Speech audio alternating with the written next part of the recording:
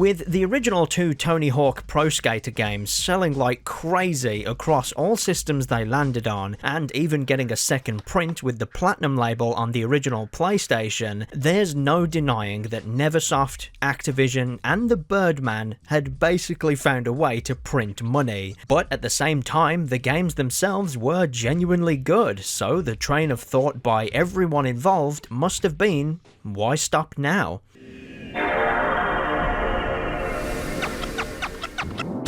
There was a new lineup of games consoles about to hit store shelves, and what better way to push this series even further than to ollie, kickflip, and grind its way into the next generation.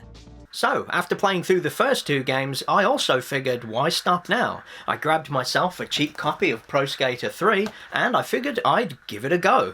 Same as before, I've never actually sat down and played this one all the way through, but I do have memories of my cousins letting me play one of these Pro Skater games a long time ago, and I think it was on the PS2, and I think it was Pro Skater 3. I'm not entirely sure, so either which way, let's fire this thing up and see how it goes.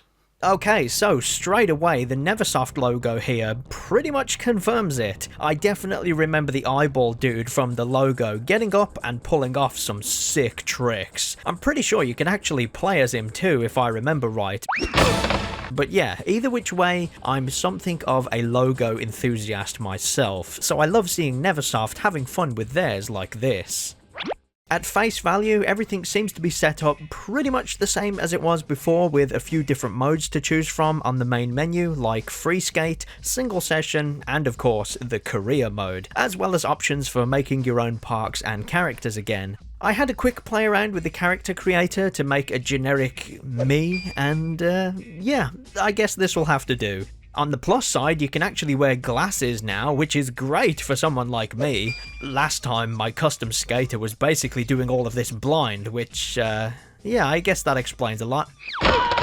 But yeah, I thought I'd try and have a bit of fun with this and do some more creative stress testing, and my results were pretty mixed. There's definitely a lot more to work with here, so you'll probably be able to make someone you like the look of if you put a bit of time into this. For me, I just went into this trying to recreate a few video game characters I'm familiar with, so it's pretty much luck of the draw as to whether or not you'll find the appropriate clothing. I tried to make Frank West from Dead Rising and Faith Connors from Mirror's Edge, but they ended up not looking too good. Oh, Jesus! Oh, God! Oh, Jesus! God! Oh, Mary, Mother! Jesus! Jesus of Nazareth!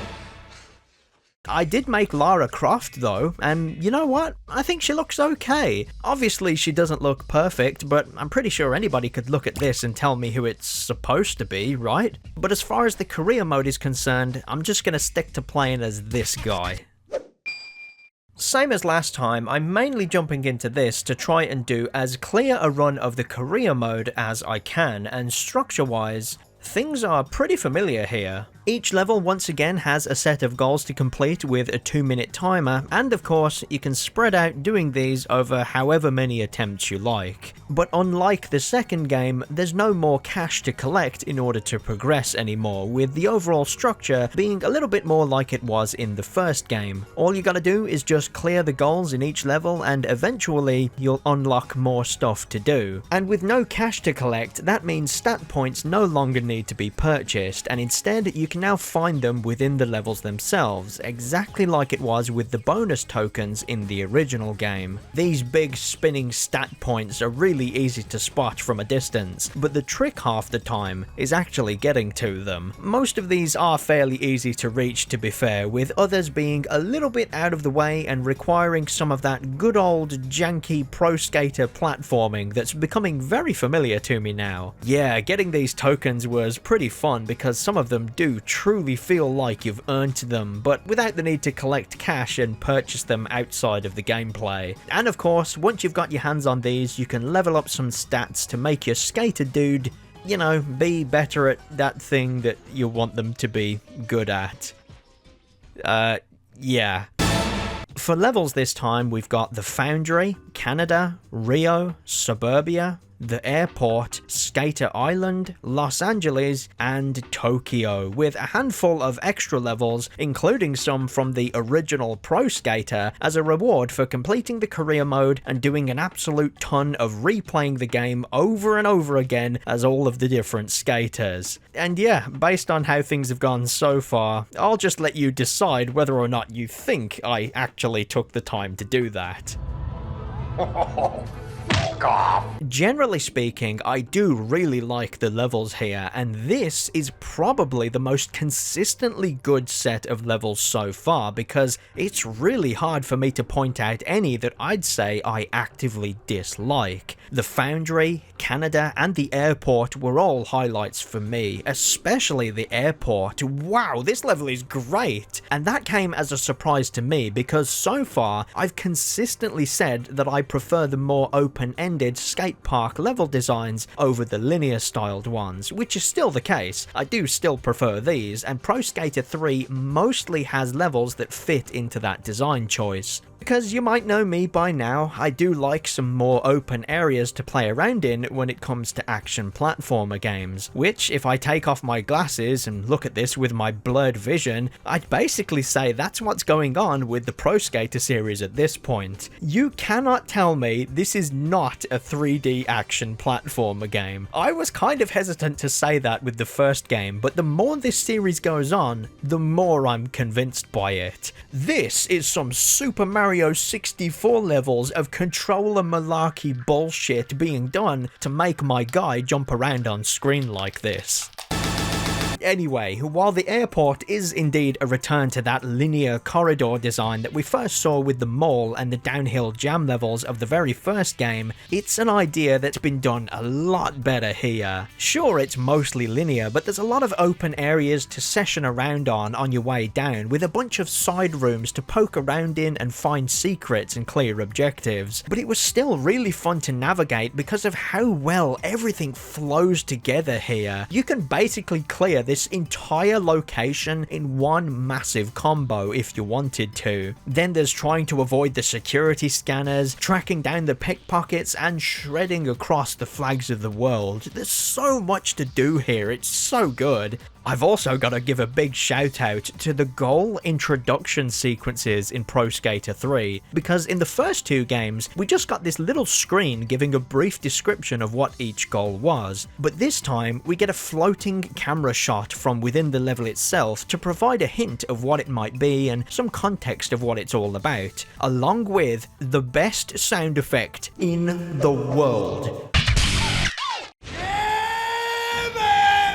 Anyway, for me, I think I do generally prefer levels going further into this open plan direction, because to me at least, the appeal of these games so far, especially after the second one, is that almost 3D platformer feel of moving around quickly and efficiently and then being rewarded for doing it well. So we've got a good selection of levels here that lean into that mindset more than they've ever done before, and it's mainly down to a pretty nifty trick that Neversoft themselves have gradually gotten better at over time, and one that I feel they've really got a hold of now we're into the third game, and that is that these levels aren't really what you think they are. Yeah, sure, they may look like a suburban cul-de-sac or a foundry or an airport, but in terms of gameplay, it's actually a skate park disguised as a suburban cul-de-sac, a foundry, or an airport. A lot of these levels have some very clear lines for you to jump around and grind on, with loads of areas being so densely packed with things to trick off of that you can very easily string moves together into these massive combos, provided you're skilled enough to keep the balance meters at bay and keep up use of a very important new gameplay mechanic that I will be going into later on. But none of it would be possible if the levels themselves weren't designed to be a fun virtual skate park first and foremost, and then giving them all of this set dressing to make them look like these familiar locations afterwards.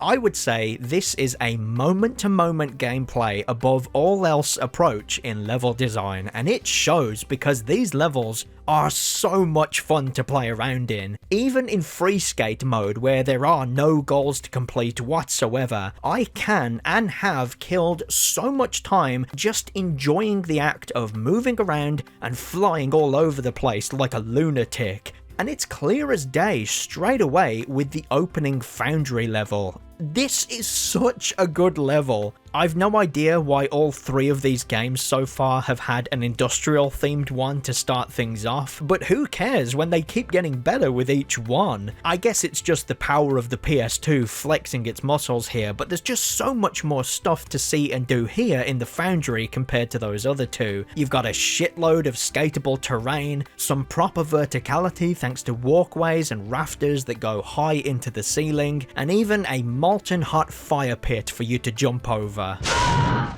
The only real issue for me now is that I would say the format and the overall structure holding this career mode together is starting to get a bit predictable. Sure, this may sound like blasphemy to anybody that loves Pro Skater 3, and I'll admit it probably doesn't help that I've been marathoning these games back to back to back. So I'll at least follow that up by saying that this feeling I have of the game's structure just going through the motions is nowhere near to the point where I think this game is bad or boring or anything like that, because I'm still having a great time playing these levels. It's just one of those things, you know, it's a pretty easy observation to make when you're 3 games into a series. I basically know what's going to happen each time I enter a level, and I knew how the career mode was going to play out before I'd even started it, with levels and competitions evenly spaced apart, all kept in order with goals and medal counts, and then, before you know it,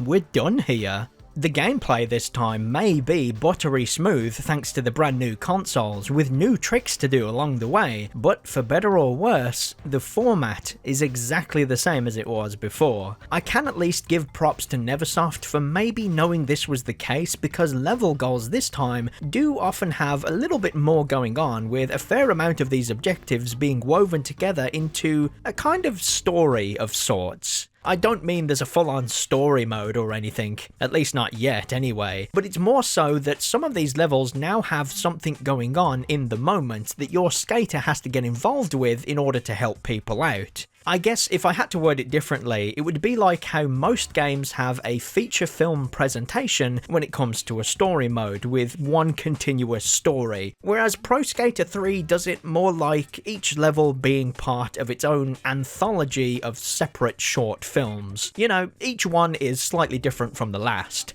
The airport level, for example, has one of its goals be to stop the pickpockets, and in order to do this, you have to go around and bump into these pickpockets that are stealing people's money. There's also this couple that have forgotten their plane tickets, so you have to grab those at the start of the level, then avoid security from kicking you out, and deliver the tickets to them at the other end of the terminal. The suburbs level is another one, where one of its objectives is to help the thin man, which is really vague, so you'll go up to him and he'll say that he needs to find his key. So then I went around the level searching for a key with no luck, but I did find this axe, and then I went around looking for a builder or a woodcutter to maybe do a trade or something. Yeah, I really overcomplicated this in my head. I thought it was going to be some sort of item trading quest, like that friggin' pencil hunt from Mystic Marsh in Spyro 2.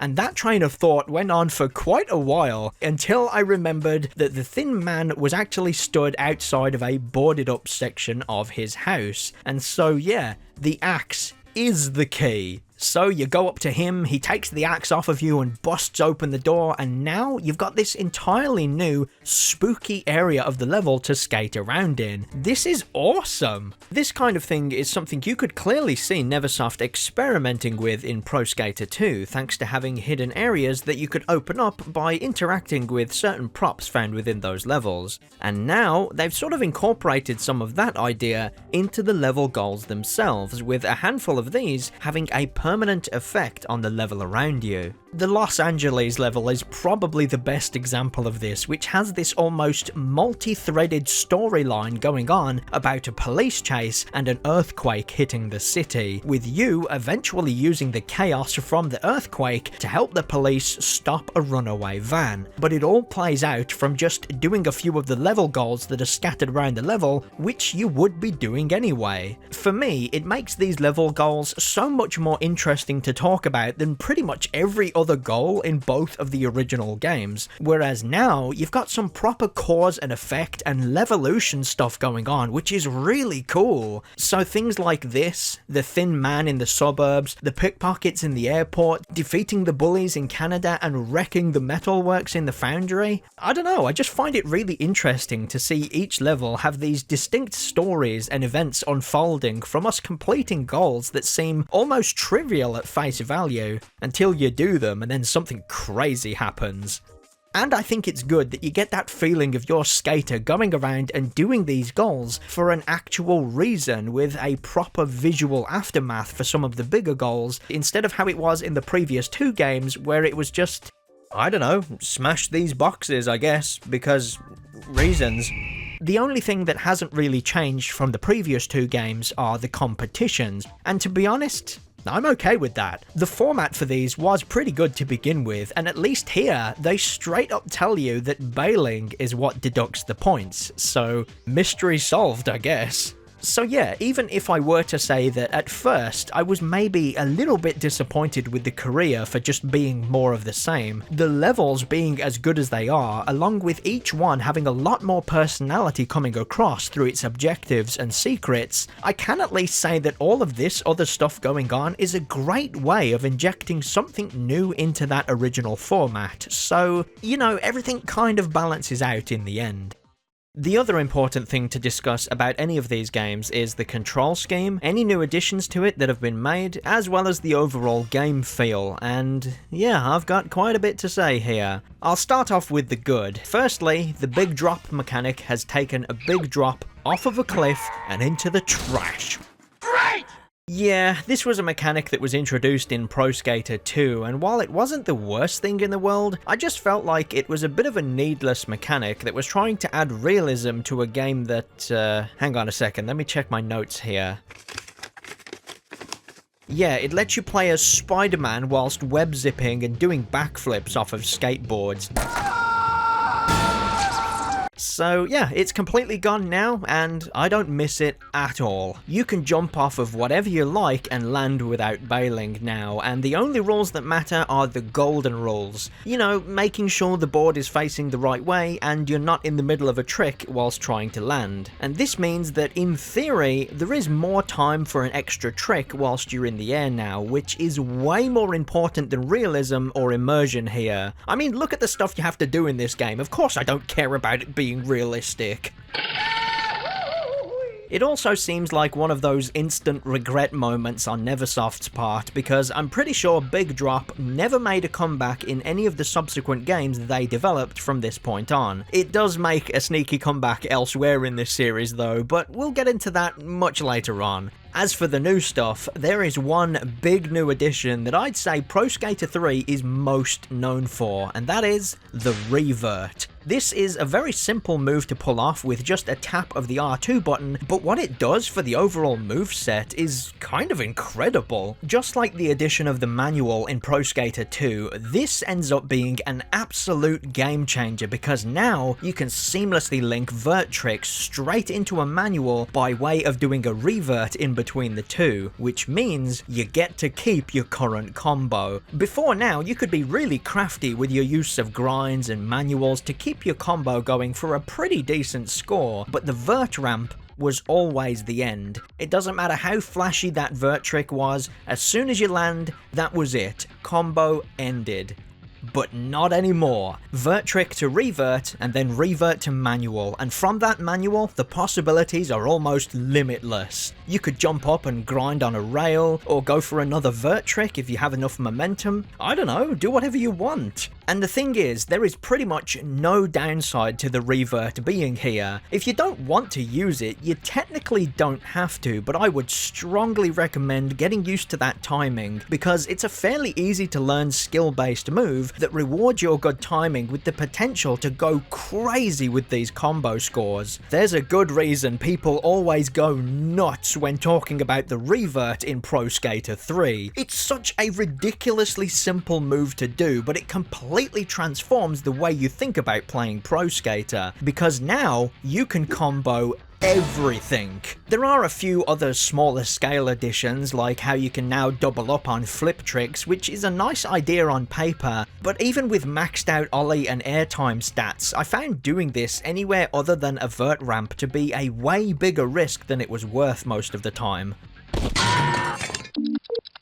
Anyway, for spinning around whilst in the air, you can still use that incremental 180-degree spin movement from the first two games, but it's not switched on by default this time. And to be honest, by this point, I didn't even need the spin command anyway. You know, 3 games in, I am kind of getting a feel for how this control scheme is laid out, and while you can spin around faster and in a direction independent from the trick you're doing by using the shoulder buttons, I just never felt the need to do that. The double flips, reverts, manuals, grinds, and everything else combined means I didn't really need to rely on spins as much as I used to anyway, and whenever I did feel the need to do one, you know, I just used the D-pad seeing as my thumbs were already there. The main thing for me is that the sheer variety of tricks you can pull off at any given time meant I always had enough options at my fingertips to score big. Or, you know, at least score big enough to get by. Now, the other big change, which is pretty noticeable from all of the gameplay so far, is that this is obviously running on some sort of new or upgraded game engine when compared to the PS1 games. It kinda goes without saying, really. Consoles back then were a lot more hardware specific compared to the more PC-like ones of today. And so, with the new engine and new console, everything does run really smoothly and looks pretty good too, and I feel the extra push in power has really helped smooth out certain things like grind rails now feeling a little less stiff to get around on. And speaking of grind rails, we've actually got a balance meter for those too. Nice. But it's going back to the controls, specifically in relation to the change of game engine, that I've got a lot more to say about, because getting used to all of this after the first 2 games, it was kinda like having to learn how to walk all over again. It's a pretty tricky thing to explain, but you'll probably know what I mean if you play enough video games, because when you play a game about movement, you just get a feel for how these characters, well, you know, how they feel. How heavy they seem, how much momentum they have, how far they can jump, how long it takes for them to come to a stop, you know, that sort of stuff. And yeah, there is the simple fact that these 2 games, whilst having the same control scheme, they do feel different to play, so there is an adjustment period going from this to this. I don't think the adjustment takes that long, maybe about the same time it took me to get used to the first game without any real knowledge of how the series felt before that. So, a few levels in, you're probably gonna get a feel for how this feels, and yeah, I did. Kind of. Yeah, this is where I feel like my thoughts go against the grain, because I've been told by a pretty decent amount of people, both online and in real life, that this, Tony Hawk's Pro Skater 3, is their favourite game in the entire series. And yeah, I'm just not really feeling it. At least not as much as everybody else seems to, anyway.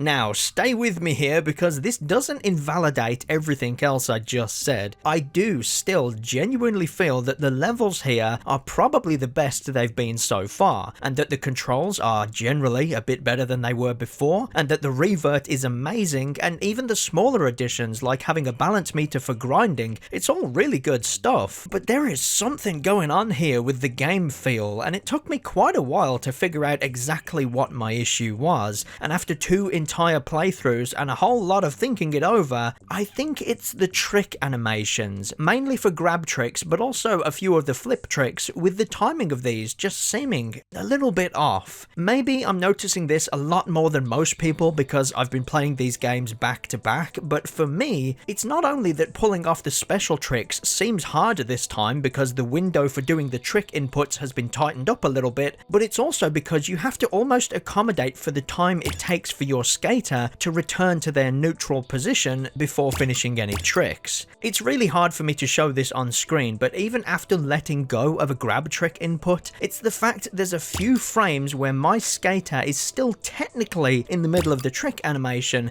that would cause me to bail over and over and over again, even on what I would think were fairly easy to do tricks, the kind of tricks I had no problem landing in Pro Skater 2, but a lot of the time I'd end up doing a faceplant here in Pro Skater 3 when attempting to do the same thing. And I know that I'm talking about something minuscule here, with my apparent issue being maybe 4 or 5 additional frames of animation that I don't think are really needed. But that's just it. In a game like this that involves moving around quickly, every frame on the screen counts, and if something is off, then you can just feel it right away, and yeah, I do feel that's the case here when compared to Pro Skater 2. I did kind of get used to this after a while, but only kind of, and that's where my problem is. The overall weight of your skater also takes quite a bit of getting used to, because even with fully maxed out stats for everything air related, I still felt like my guy here was flying back down towards the ground a lot faster than I'm used to, which made a lot of the vert tricks and generally jumping over stuff a bit of a gamble most of the time, and that's a shame because when I play these games, I do a lot of vert tricks. So yeah, I can't really shake the feeling that this new iteration of the game engine that Neversoft were using at the time could have done with a bit more work. Well, no, that's not entirely true. It's not that it could have done with more work, but it's more like that because of this shift in the game engine, Neversoft were basically having to deal with what would normally be first game jankiness all over again here in their third game. You do see this quite a lot in most games where the first one in a series has a little bit of jankiness going on. The ideas are there, but things are perhaps a little bit too stiff or simplistic in retrospect. But by the time the sequel rolls out, most of those smaller issues have been sorted out. There's a reason I'm using Crash Bandicoot footage to make this point, because the very first Crash game is a little hard for me to go back to these days. But the second one, oh man, I'm all about that. I love Crash Bandicoot 2. Well, that's what I feel needs to happen here, even though it's the third game. It's almost as if we need a Pro Skater 3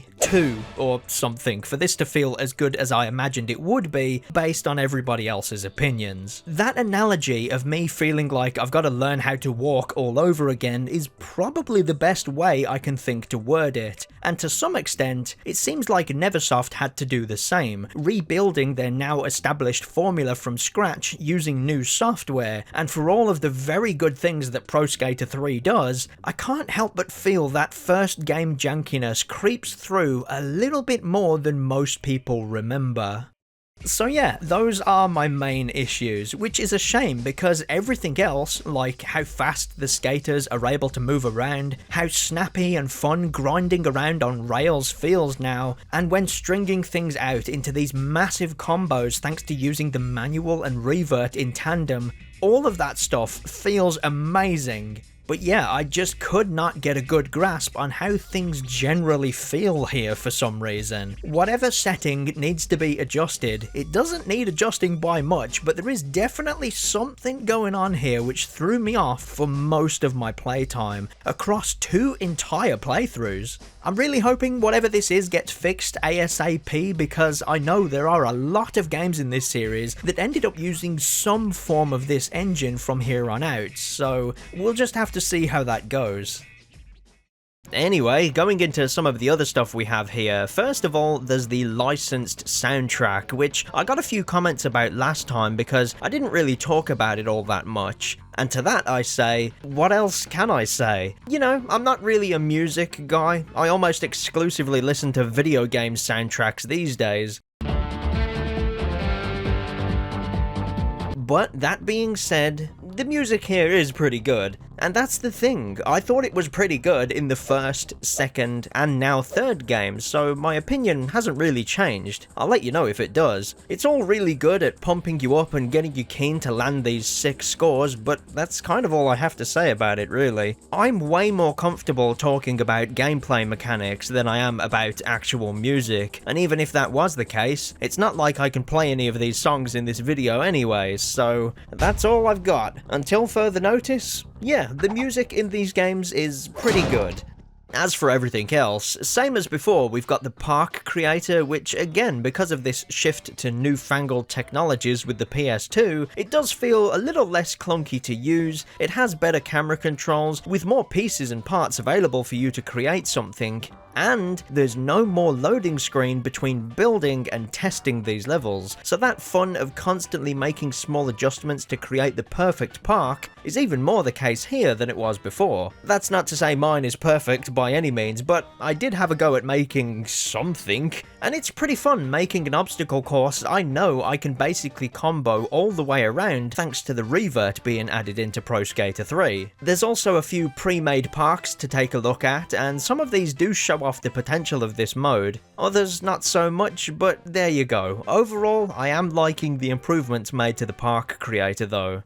As for any additional proper levels, while there's not too many here, the ones we have are pretty good. I'm a big fan of this cruise ship level you get for beating the game, but then we've got a selection from the original Pro Skater with the Warehouse, Burnside, and Roswell. I had a play around in each of these for a while in Free Skate, and I really like them. Even Burnside. Yeah, I didn't like this level all that much back in the original game, but going back to it here with a wider moveset was so much fun. You know, it's like this series has now become so popular with so many different levels that it's now got the Mario Kart effect going on, where Neversoft can just throw in a few older levels with new mechanics because why not? And I'm all for it. It doesn't feel weird at all, and it works surprisingly well. If anything, I just wish we had the option of properly playing the levels with the 2-minute timer and a bunch of goals to complete, as well as it just being a bonus free skate map, but there you go.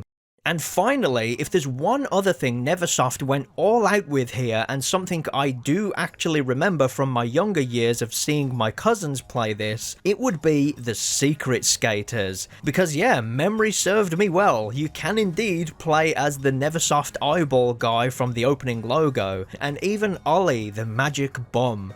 Ollie the Magic Bum?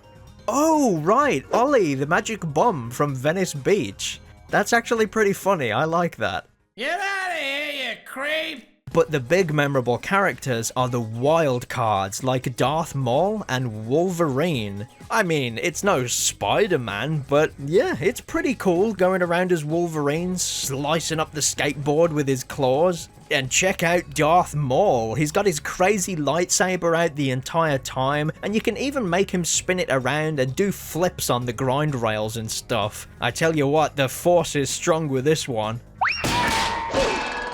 All those extra characters to play as, and not a single one of them is Spider-Man. Well, okay then.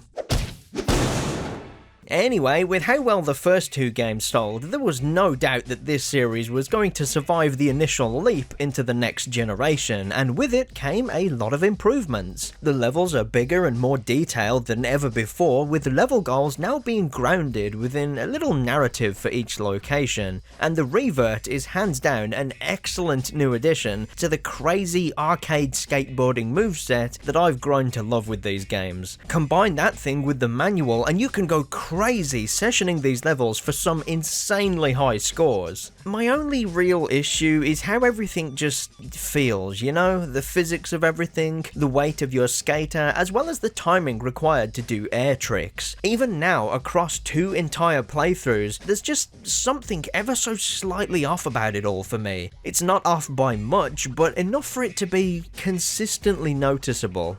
It doesn't ruin the game by any means, because I do still think this is really fun, and the levels here are seriously great. I stand by the fact that I think this is the best set of levels in the series so far. And going back to the original control scheme, reverting to a time before the revert is admittedly kinda difficult to do. But there's just something here that's holding it back, so while I do like this game, I don't think I enjoyed Pro Skater 3 quite as much as most people do, or at least as much as most people remember they do.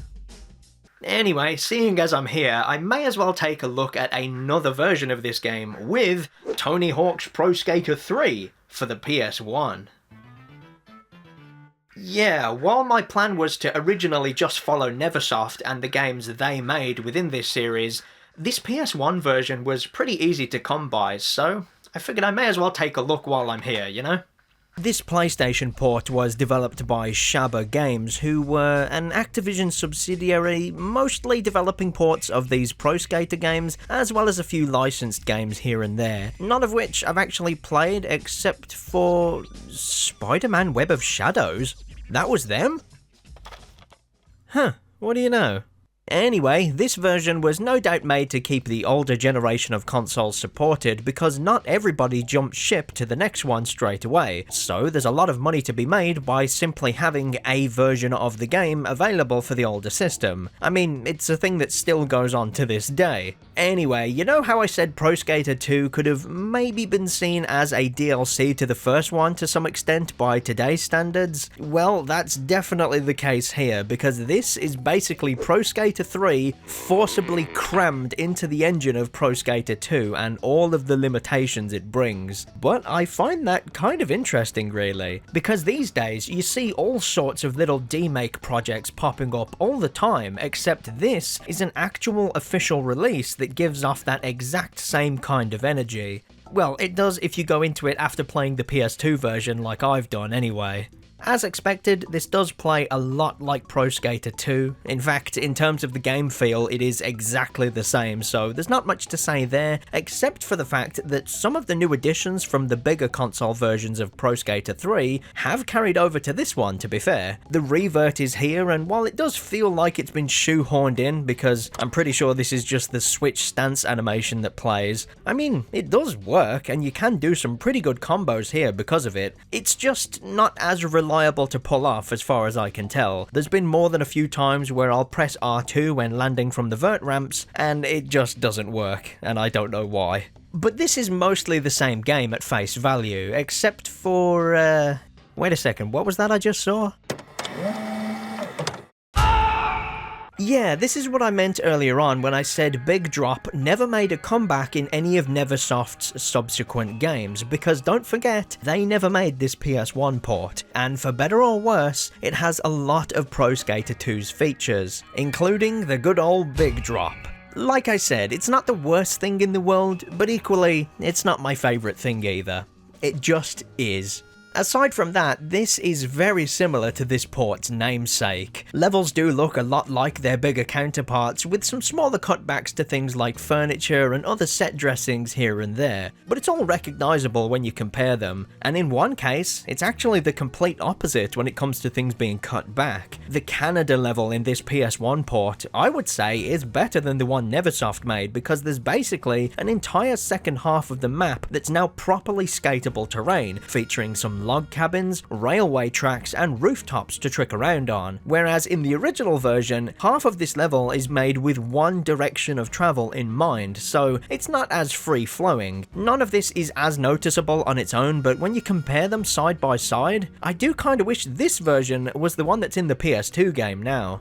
Speaking of Canada, for some reason, it and Los Angeles have swapped around in the level order here. It doesn't really affect anything in the grand scheme of things other than making me do a double take because, you know, I'm just kind of thinking, what am I doing here so early? Aside from that, any other cuts seem purely down to the hardware limitations here, so most of the dynamic goals from the PS2 version have been scaled back to the more basic ones like collecting items or tricking off of specific objects, just like it was in the first two games. I am kinda fine with this though, because everything still works as intended, and there's even some of the level-altering events from the PS2 version still present here, which is impressive to see working because this is all running on the jankier Apocalypse engine which predates the entire Pro Skater series itself. Lock and load. And as a bonus, if you put the time into finding every single gap in the entire game, or just saying F that and using some Game Shark codes, you can play as this janky looking PS1 Wolverine, complete with all of his special moves. There's no Darth Maul in this version, but I would say Wolverine is the cooler character myself. I mean, neither of them is as good as Spider-Man, but what you gonna do? Overall, I would say this PS1 version of Pro Skater 3 is pretty good for what it is though, and the experience here is damn close to what you got in the bigger next-gen console version at the time. Obviously there are some cutbacks here and there, but it is still fun to play, which is the most important thing here, and it's worth giving a go if nothing else than to perhaps see this game you've played before through a weird demake filter, even though it's not really a demake, but it kind of feels like one. I don't know, whatever it is, I kinda like it. If I had to pick one of these, I would say I prefer the PS2 version simply for how it's ironed out a lot of the mechanical stiffness that the first two games have by comparison, whereas this literally is Pro Skater 2 in disguise, but that's not necessarily a bad thing because, you know, I do like Pro Skater 2. I could go more in depth with this PS1 version and then go on to talk about other ports on other systems as well, but no, for now I'm just gonna call it a day and move on. And it's just as well, because this series is a long one, and even now I've only just scratched the surface. Up next is the fourth game in the series with Tony Hawk's Pro Skater 4. And now that I know it was Pro Skater 3 that I briefly played all those years ago, I'm pretty sure that means I've never played this one, so I'll get on it and see what it's all about. I'll catch you next time.